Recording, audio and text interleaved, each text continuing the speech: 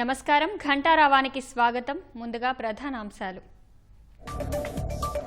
ప్రతి ఎకరాకు నీళ్లిచ్చే బాధ్యత కూటమి ప్రభుత్వానిదన్న సీఎం. రాయలసీమను రతనాల సీమగా మారుస్తామని స్పష్టీకరణ. విశాఖలో సేనతో సేనాని సభకు తరలివచ్చిన జన సైనికులు. శ్రేణులకు దిశానిర్దేశం చేయనున్న అధినేత పవన్ కళ్యాణ్. జమ్మూ కశ్మీర్లో వణికిస్తున్న మేఘ విస్ఫోటాలు. రోడ్లు వంతెనలు ధ్వంసం. 11 మంది దుర్మరణం.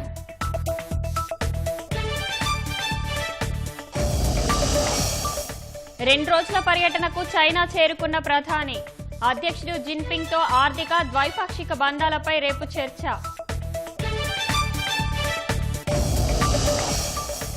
ఏఐ చాట్బాట్స్ వినియోగంపై సర్వత్రా ఆందోళనలు. సెలబ్రిటీల అనుమతి లేకుండా రూపొందించినట్టు గుర్తింపు.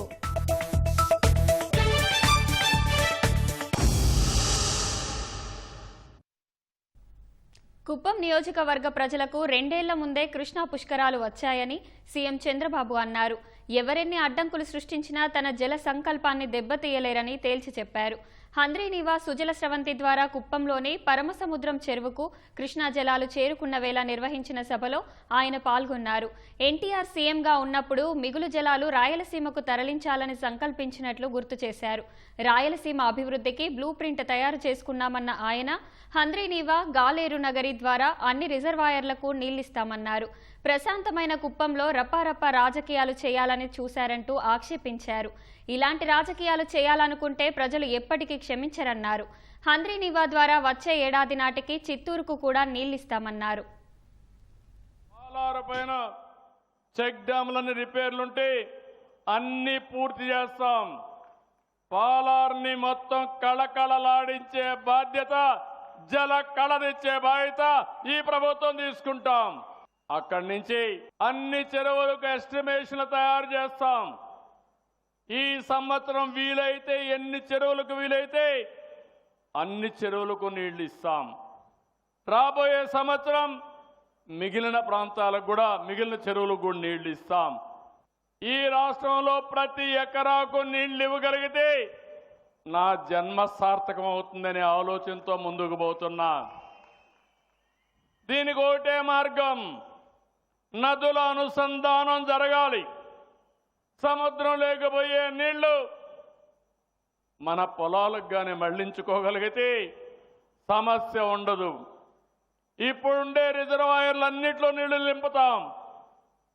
ఒక సంవత్సరం కానీ అన్ని రిజర్వాయర్లో నీళ్లు నింపితే 1-2 సంవత్సరాలు వర్షం పడకపోయినా మనం సర్వైవ్ అయ్యే పరిస్థితి వస్తుంది. పరిగెత్తే నీటిని నడిపించాలి, నడిచే నీటిని నిలబెట్టాలి, నిలబెట్టే నీటిని భూమిలో ఇంకించే వరకు ప్రయత్నం చేయమని అనేక సందర్భాల్లో చెప్పి అనేక ప్రయత్నాలు చేశాను. ఈరోజు మళ్ళీ చెప్తున్నా, వర్షాకాలం అవుతానే 3 మీటర్ల లోతులో నీళ్లుండాలి. ఒక రైతుతో మాట్లాడుతూ వచ్చాను. ఆ రైతు ఒక మాట చెప్పాడు, 1000 అడుగులు నీళ్లేసాం, బోర్లేసాం, ఎండిపోతే 1200 అడుగులేసాం. ఒక బోరు పోతే 5 బోర్లేసాం, అయినా కూడా నీళ్లు రాలేదు. ఈరోజు మీరు ఈ నీళ్లు తీసుకొచ్చిన తర్వాత మా ఆశలు సిగురించాయి, ఇంకా మాకు నీటి కష్టాలు తీరాయని ఆనందంగా నాకు చెప్పే పరిస్థితికి వచ్చాడు. వైఎస్ఆర్ కాంగ్రెస్ పార్టీకి 7 సీట్లే ఇచ్చారు. ఈ రోజు కూడా నేను చూస్తున్నాను, ప్రతిపక్షం అని చెప్పుకుంటున్నారు కానీ వైసీపీ ఒక విష వృక్షంగా తయారయ్యే పరిస్థితి వచ్చింది. మనం ఏ మంచి పని చేసినా దాన్ని పూర్తిగా అడ్డుకునే ప్రయత్నం చేస్తున్నారు. నేను అందుకే ఒక మాట చెప్పా, ఆ పిక్చర్ మీరు చూస్తే ఎంత బాగుందంటే పరమ సముద్రం నిండు సముద్రంగా కనపడుస్తా ఉంది.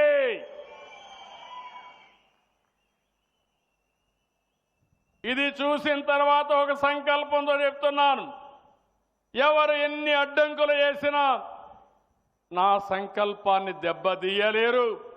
అది వీళ్ళ వల్ల కాదని చెప్పి తెలియజేసుకుంటూ రాయలసీమ అభివృద్ధికి ఒక స్పష్టమైనటువంటి బ్లూ ప్రింట్ తయారు చేసుకున్నాం. హంద్రీ నీవా పూర్తి చేస్తాం, గాలేరు నగిరి పూర్తి చేస్తాం, అన్ని రిజర్వాయర్లకు నీళ్లు తెస్తాం, అన్ని నియోజకవర్గాలకు నీళ్లు ఇస్తాం. రాయలసీమలో హార్టికల్చర్కు ప్రాధాన్యత ఇచ్చి ప్రపంచానికి పండ్లన్నీ సరఫరా చేసే విధంగా రాయలసీమను తయారు చేస్తాం. ఈ రాయలసీమని ఒక అగ్రసీమగా తయారు చేసే బాధ్యత మనం తీసుకుంటామని కుప్పం మీటింగ్లో చెప్తున్నాను. అంతకుముందు కరువు సీమ ప్రజల ఆకాంక్షను నెరవేర్చుతూ ముఖ్యమంత్రి చంద్రబాబు హంద్రీనీవా జలాలను కుప్పం నియోజకవర్గంలోని చిట్ట చివరి ఆయకట్టు ప్రాంతానికి తీసుకొచ్చారు. శ్రీశైలం ప్రాజెక్టు నుంచి హంద్రీనీవా సుజల స్రవంతి ప్రాజెక్టు ద్వారా 100 కిలోమీటర్ల మేర ప్రయాణించి వచ్చిన కృష్ణమ్మ జలాలు కుప్పం నియోజకవర్గంలోని పరమసముద్రం చెరువుని చేరుకోగా ముఖ్యమంత్రి చంద్రబాబు జలహారతి ఇచ్చి కృతజ్ఞతలు తెలియజేశారు. పెద్ద ఎత్తున కుప్పం రైతులు తరలిరాగా ఈ మహత్తర ఘట్టానికి గుర్తుగా పైలాన్ ఆవిష్కరించారు. కరువు సీమ ప్రజల దశాబ్దాల నాటి కళ సాకారమైంది. పరుగులు పెడుతూ కృష్ణమ్మ కుప్పం నియోజకవర్గంలోని పరమసముద్రం చెరువును ముద్దాడింది. శ్రీశైలం ప్రాజెక్టు వద్ద నుంచి మొదలై ఉమ్మడి కర్నూలు, ఉమ్మడి అనంతపురం జిల్లాల మీదుగా 738 కిలోమీటర్లు ప్రయాణించిన కృష్ణా జలాలు హంద్రీనీవా సుజల స్రవంతి 2వ దశలో చివరి ప్రాంతమైన కుప్పం నియోజకవర్గంలోని పరమసముద్రం చేరుకున్నాయి. ఈ సందర్భంగా ముఖ్యమంత్రి చంద్రబాబు తన సొంత నియోజకవర్గానికి తరలివచ్చారు. పరమసముద్రం వద్ద కుప్పం బ్రాంచ్ కెనాల్ వద్ద కృష్ణా జలాలను చూసి రైతులతో కలిసి పులకరించిపోయారు. వేద మంత్రోచ్చరణల మధ్య పసుపు, కుంకుమ, సారెను కృతజ్ఞతాపూర్వకంగా కృష్ణమ్మకు సమర్పించారు. పంచె కట్టుకుని సంప్రదాయ పద్ధతిలో కృష్ణా జలాలకు ప్రత్యేక పూజలు చేసిన తర్వాత కృష్ణమ్మకు ముఖ్యమంత్రి చంద్రబాబు జలహారతి ఇచ్చారు. చంద్రబాబు జలహారతి ఇస్తున్న సమయంలోనే కుప్పంలోని మొత్తం 60 చోట్ల కుప్పం ప్రజలు జలహారతులు ఇచ్చారు. కృష్ణ వేణీ చ గౌతమి భాగీరథీ చ విఖ్యాత పంచగంగా ప్రకీర్తితాః ఇదం కృష్ణవేణ్యాం. ఓం ఇమం మే గంగే యమునే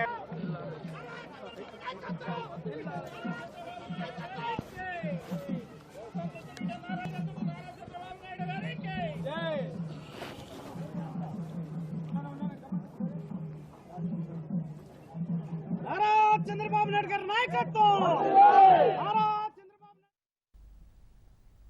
ఇన్నాళ్లు నీళ్లు లేక వలస బాట పట్టే ప్రజలకు కృష్ణమ్మ జలాల రాక పెద్ద పండుగ తీసుకొచ్చింది. ఆకాంక్ష నెరవేరిన వేళ కృష్ణమ్మ జలాలు తమ ప్రాంతంలో అడుగుపెట్టిన తరుణాన రైతులు సంబరాలు జరుపుకుంటున్నారు. ఈ అపూర్వ ఘట్టాన్ని తరతరాలు గుర్తుంచుకునేలా సీఎం చంద్రబాబు పరమసముద్రం చెరువు సమీపంలో హంద్రీనీవా కాల్వ విస్తరణ పనుల పైలాన్ను చంద్రబాబు ఆవిష్కరించారు. అంతకుముందు కుప్పం బ్రాంచ్ కెనాల్ వద్ద ఏర్పాటు చేసిన ఫోటో ఎగ్జిబిషన్ను చంద్రబాబు సందర్శించారు. మాల్యాల ఎత్తిపోతల నుంచి కృష్ణా జలాలు కుప్పానికి చేరుకున్న తీరు, మధ్యలో రిజర్వాయర్లు, చెరువులను ఏ స్థాయిలో నింపామనే విషయాన్ని మంత్రి నిమ్మల రామానాయుడు, ఇరిగేషన్ అధికారులు సీఎంకు వివరించారు. హంద్రీనీవా ద్వారా కుప్పం వరకు నీరు చేరిన విధానాన్ని వివరిస్తూ ప్రదర్శించిన మ్యాపులను పరిశీలించారు. రిజర్వాయర్లలో నీరు ఏ విధంగా నింపుతున్నాం, ప్రవాహాలు వస్తున్న తీరును జనానికి అర్థమయ్యేలా సీసీ కెమెరాల ద్వారా లైవ్లో చూపించే ఏర్పాట్లు చేయాలని అధికారులకు సీఎం ఆదేశించారు. నీటి విలువ, ఇరిగేషన్ కోసం ఎంత ఖర్చు పెడుతున్నామనే అంశాలను, ఎన్ని రోజుల్లో నీటిని తరలించామనే విషయాలను వివరిస్తూ లైవ్ డెమోన్స్ట్రేషన్ ఇవ్వాలన్నారు.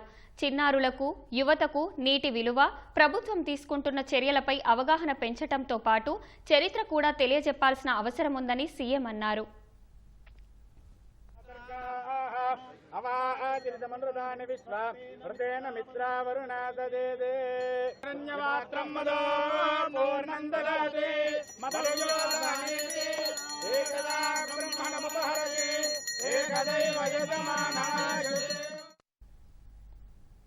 అంతకుముందు సీఎం చంద్రబాబు ఆయన స్వగృహం నుంచి శ్రీశక్తి బస్సులో మహిళలు, రైతులతో కలిసి పరమసముద్రం గ్రామం వరకు ప్రయాణించారు. పరమసముద్రం కుప్పం బ్రాంచ్ కెనాల్ వరకు మహిళలు రైతులతో ఆయన సంభాషించారు. శ్రీశక్తి పేరుతో అందిస్తున్న ఉచిత బస్సు సదుపాయం ఎలా ఉందని మహిళలను అడిగి తెలుసుకున్నారు. తాము ఎక్కడికి వెళ్లినా ఇబ్బంది లేకుండా ఫ్రీ బస్సులో వెళ్తున్నామని మహిళలు సీఎంకు వివరించారు. చక్కటి సదుపాయాన్ని కల్పించారని, తమకు డబ్బులు ఆదా అవుతున్నాయని మహిళలు తెలిపారు. హంద్రీనీవా ద్వారా కృష్ణా నీళ్లు తొలిసారి కుప్పానికి వచ్చాయి. కాల్వల్లో నీళ్లు చూశారా అంటూ చంద్రబాబు ఆరా తీశారు. తొలిసారి కుప్పానికి కృష్ణమ్మ వచ్చిందని, చాలా సంతోషంగా ఉందని రైతులు, మహిళలు చంద్రబాబుకు తెలిపారు.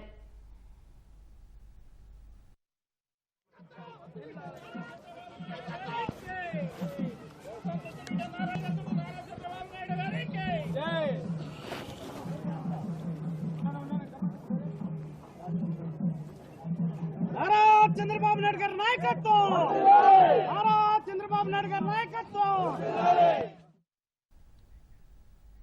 చిత్తూరు జిల్లా కుంపం ప్రాంత అభివృద్ధి కోసం ముఖ్యమంత్రి చంద్రబాబు సమక్షంలో 6 ఒప్పందాలు జరిగాయి.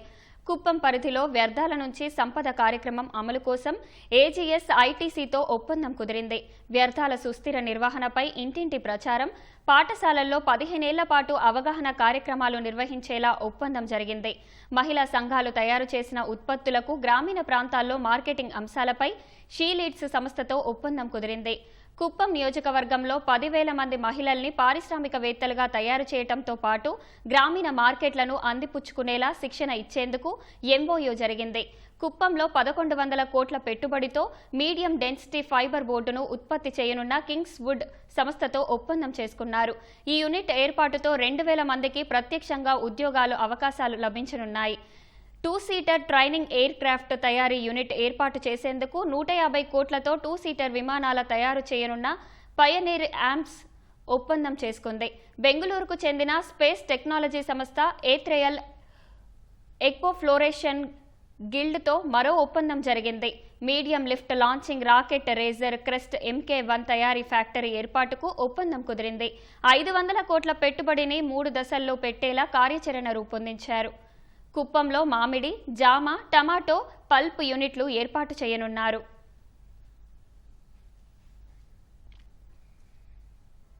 Polavaram project third party quality control ల్యాబ్ను అంతర్జాతీయ నిపుణులు సందర్శించారు. నాణ్యత, నియంత్రణ పరీక్షల తీరును అడిగి తెలుసుకున్నారు. అనంతరం పోలవరం ప్రాజెక్టు గ్యాప్ 1-2ల నిర్మాణం, ఇతర అంశాలపై సమీక్ష నిర్వహించారు. సమీక్షలో కేంద్ర జలశక్తి డిప్యూటీ కమిషనర్ గౌరవ్ సింగాల్, కేంద్ర జలసంఘం అధికారులు పాల్గొన్నారు. అంతర్జాతీయ నిపుణులకు ప్రాజెక్టుకు సంబంధించిన అంశాలను అధికారులు వివరించారు.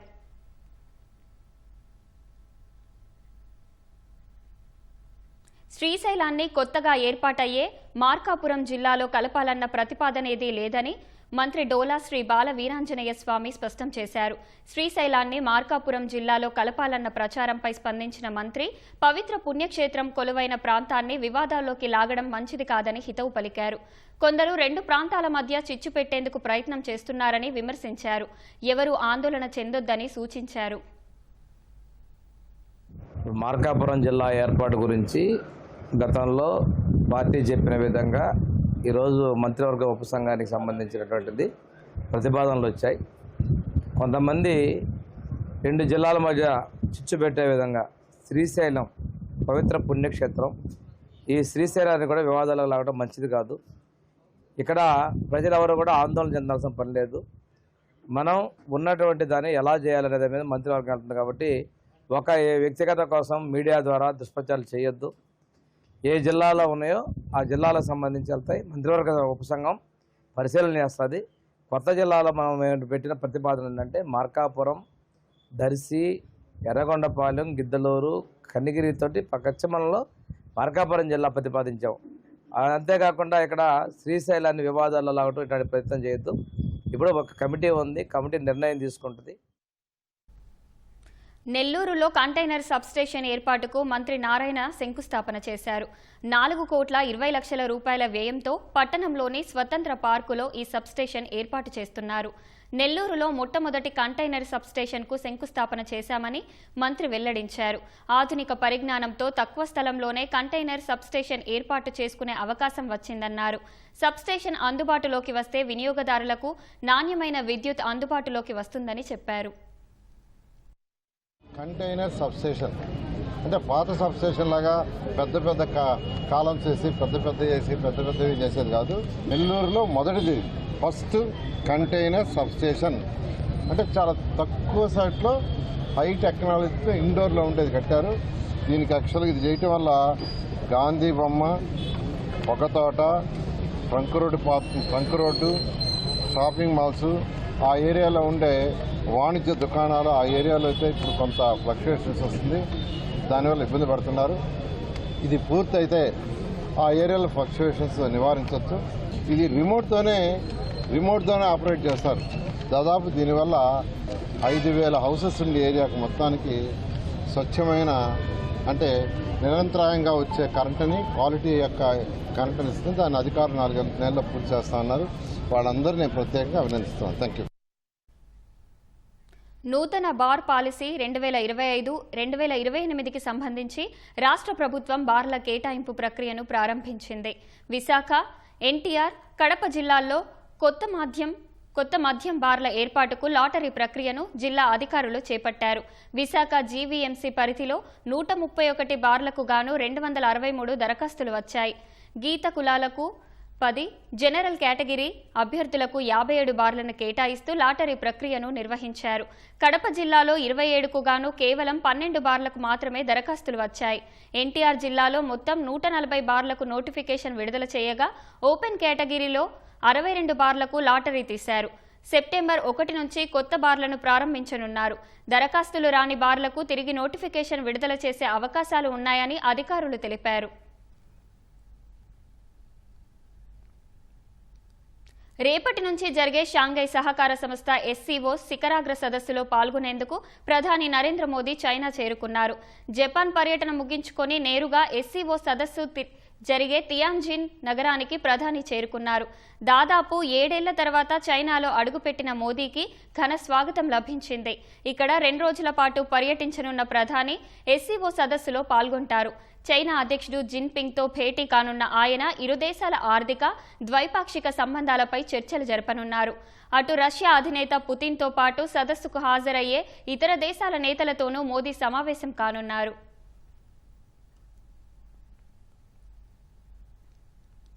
రెండు రోజుల పర్యటనలో భాగంగా జపాన్కు వెళ్లిన ప్రధాని మోదీ ఆ దేశ ప్రధాని షిగేరు ఇషిబాకు ఆయన సతీమణికి ప్రత్యేక కానుకలు ఇచ్చారు.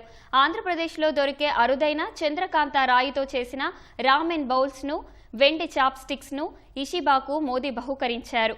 జమ్మూ కశ్మీర్ హస్తకళల విశిష్టతను చాటే పష్మానా శాలువను జపాన్ ప్రధాని సతీమణి యోషిబో ఇషికాకు గిఫ్ట్గా ఇచ్చారు. కాగితపు గుజ్జు, జిగురు, ఇతర సహజ సామాగ్రి కలిపి చేతితో కళాత్మకంగా తయారు చేసిన అందమైన పెట్టెలో ఈ శాలువాను అందించారు. రామెన్ బౌల్స్ తయారీకి ఉపయోగించిన చంద్రకాంత రాయి ప్రేమ, సమతుల్యత, రక్షణను సూచిస్తుంది.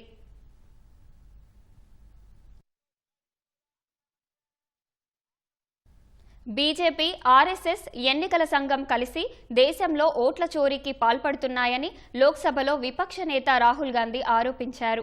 ఓటర్ అధికార్ యాత్రలో భాగంగా బీహార్లోని ఆరాలో సమాజ్వాదీ పార్టీ అధినేత అఖిలేష్ యాదవ్తో కలిసి రాహుల్ ర్యాలీ నిర్వహించారు.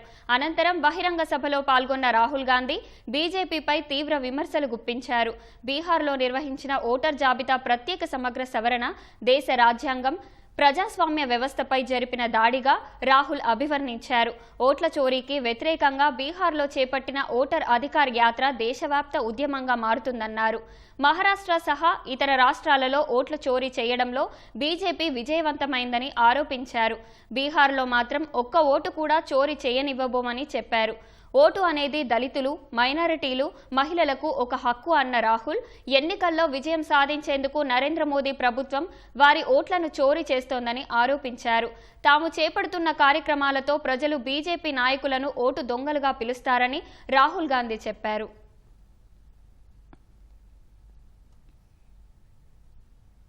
భారత తొలి టెంపర్డ్ గ్లాస్ ఫ్యాక్టరీని కేంద్ర ఎలక్ట్రానిక్స్, ఐటీ శాఖ మంత్రి అశ్విని వైష్ణవ్ ప్రారంభించారు. ఉత్తరప్రదేశ్లోని నోయిడాలో మొబైళ్ల కోసం వాడే టెంపర్డ్ గ్లాసులను తయారు చేసే ఆప్టిమస్ ఇన్ఫ్రాకామ్ టెంపర్ గ్లాస్ ఫ్యాక్టరీని ఆయన ప్రారంభించారు. మొత్తం 870 కోట్లు పెట్టుబడి పెట్టనుండగా తొలి దశలో 70 కోట్లతో నిర్మించిన యూనిట్ను కేంద్ర మంత్రి ప్రారంభించారు. ఈ యూనిట్లో ఆప్టిమస్ ఇన్ఫ్రాకామ్ ఏటా 2.5 కోట్ల యూనిట్ల టెంపర్డ్ గ్లాసులను తయారు చేయనుంది. తద్వారా ప్రత్యక్షంగా 600 మందికి ఉపాధి లభించనుంది. దేశంలో వేగంగా అభివృద్ధి చెందుతున్న ఎలక్ట్రానిక్స్ తయారీ రంగంలో ఆప్టిమస్ ఒక రత్నమని అశ్విని వైష్ణవ్ ప్రశంసించారు. రెండో దశలో 800 కోట్ల రూపాయల పెట్టుబడితో ఏడాదికి 20 కోట్ల యూనిట్లు ఉత్పత్తి చేసేలా సామర్థ్యాన్ని పెంచుతామని ఆప్టిమస్ సంస్థ చైర్మన్ అశోక్ కుమార్ తెలిపారు. యూనిట్ విస్తరణ ద్వారా 4,500 ప్రత్యక్ష ఉద్యోగాల కల్పన జరుగుతుందన్నారు. ఈ నెల ప్రారంభంలో అమెరికాకు చెందిన కార్నింగ్ భాగస్వామ్యంతో రైనోటెక్ అనే మేడ్ ఇన్ ఇండియా టెంపర్డ్ గ్లాసులను ఆప్టిమస్ సంస్థ అందుబాటులోకి తెచ్చింది.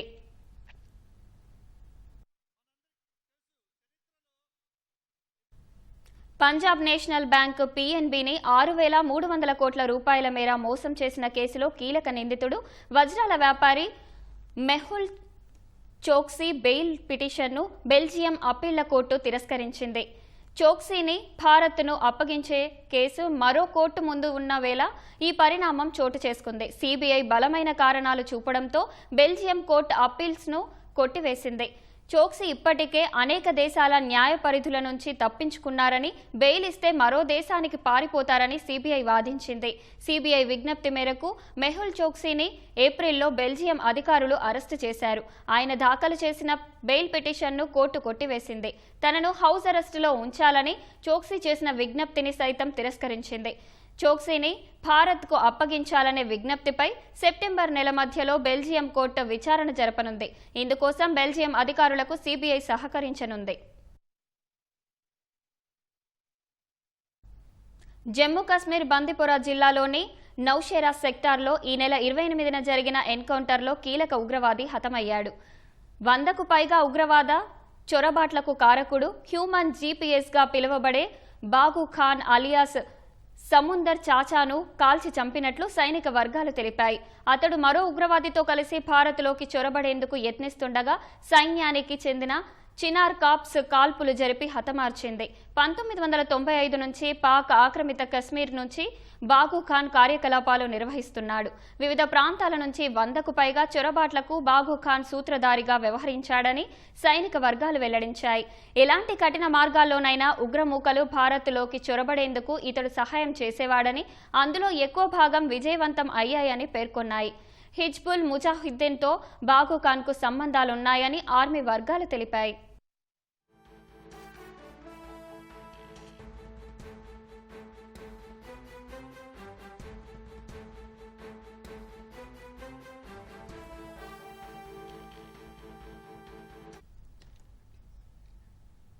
ఛత్తీస్గఢ్ అబూజ్మాడ్ అటవీ ప్రాంతంలో ఆగస్టు 24 నిర్వహించిన నక్సల్స్ వ్యతిరేక ఆపరేషన్లో పోలీసులు భారీగా ఆయుధాలు స్వాధీనం చేసుకున్నారు. అబూజ్మాడ్ అడవుల్లో 4-5 ప్రాంతాల్లో సోదాలు జరిపి పెద్ద మొత్తంలో ఆయుధాలను స్వాధీనం చేసుకున్నట్లు నారాయణపూర్ ఎస్పీ రాబిన్సన్ గురియా తెలిపారు. ఈ మేరకు స్వాధీనం చేసుకున్న ఆయుధాలను ప్రదర్శించారు.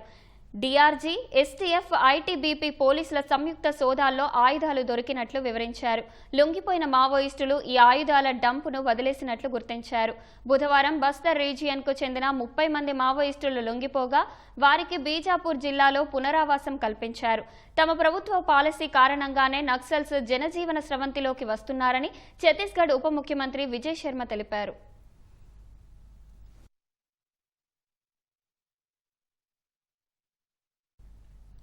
జమ్మూ కశ్మీర్ను 15 రోజులుగా మేఘ విస్ఫోటనాలు వణికిస్తున్నాయి. తాజాగా రియాసీ, రాంబన్ జిల్లాలలో సంభవించిన క్లౌడ్ బరస్టుల్లో 11 మంది మృతి చెందారు. పలువురు గల్లంతయ్యారు. మృతుల్లో ఒకే కుటుంబానికి చెందిన 7గురు ఉన్నారు. ఆకస్మిక వరదలతో అనేక రహదారులు, వంతెనలు కొట్టుకుపోవడంతో పునరుద్ధరణ చర్యలు వేగవంతం చేశారు. కొండ చర్యలు విరిగిపడుతున్న నేపథ్యంలో మాతా వైష్ణోదేవి ఆలయానికి అనుమతించకపోవడంతో ఆ ప్రాంతం నిర్మానుష్యంగా మారింది. జమ్మూ కశ్మీర్లోని రియాసీ జిల్లా మహోర్లో కొండచర్యలు విరిగిపడి ఒకే కుటుంబానికి చెందిన 7గురు ప్రాణాలు కోల్పోయారు. నజీర్ అనే వ్యక్తి ఇల్లు పర్వత వాలలో ఉంది. కొండ ప్రాంతాల్లో కుంభవృష్టి కురవగా లోతట్టు ప్రాంతాలకు భారీగా వర్షపు నీరు, బురద, పెద్ద పెద్ద రాళ్లు కొట్టుకొచ్చాయి. నజీర్ కుటుంబం నిద్రిస్తుండగా ప్రవాహం ఇంటిని ముంచేయడంతో వారంతా నిద్రలోనే కన్నుమూశారు. స్థానికులు ఇచ్చిన సమాచారంతో అక్కడకు చేరుకున్న సహాయక బృందాలు మృతదేహాలను వెలికితీశాయి.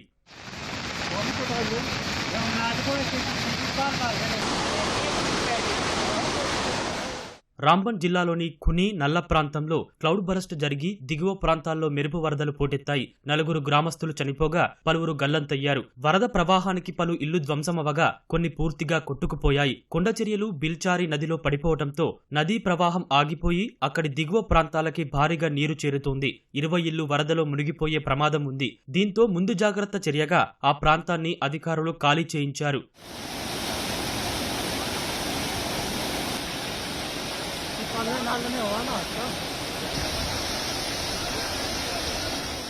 ఆగస్టు 14 నుంచి వరుసగా జమ్మూ కశ్మీర్ను మేఘ విస్ఫోటనాలు వణికిస్తున్నాయి. ఇప్పటి వరకు ఆ ప్రాంతంలో 130 మంది దుర్మరణం పాలయ్యారు. 32 మంది యాత్రికుల ఆచూకీ ఇంకా తెలియరాలేదు. వందల కొద్ది ఆస్తులు ధ్వంసమయ్యాయి. డజన్ల కొద్ది రోడ్లు, వంతెనలు తెగిపోయాయి. దోడా జిల్లా పూల్దోడా ఘాట్ రోడ్డు కొట్టుకుపోయి వాహన రాకపోకలకు అంతరాయం ఏర్పడింది. దోడాలో తావీ నదిపై 4వ వంతెనలో కొంత భాగం కొట్టుకుపోగా 2 రోజుల్లోనే భారత సైన్యం అక్కడ తాత్కాలికంగా ఉక్కు వంతెన ఏర్పాటు చేసింది. ఫలితంగా రద్దీగా ఉండే చుట్టుపక్కల ప్రాంతాలకు కష్టాలు తప్పాయి.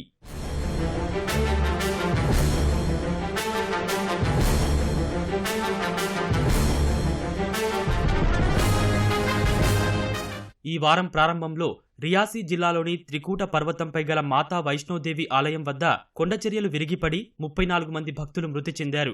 రోడ్లు దెబ్బతినడం, కొండచర్యలు విరిగిపడటం కారణంగా వరుసగా 5వ రోజు అక్కడికి రాకపోకలు నిలిపివేశారు. వైష్ణోదేవి ఆలయానికి భక్తులను అనుమతించడం లేదు. దీంతో ఆ ప్రాంతమంతా నిర్మానుష్యంగా మారింది. సుదూర ప్రాంతాల నుంచి వచ్చిన భక్తులు దైవ దర్శనం చేసుకోలేక తీవ్ర నిరాశకు గురవుతున్నారు.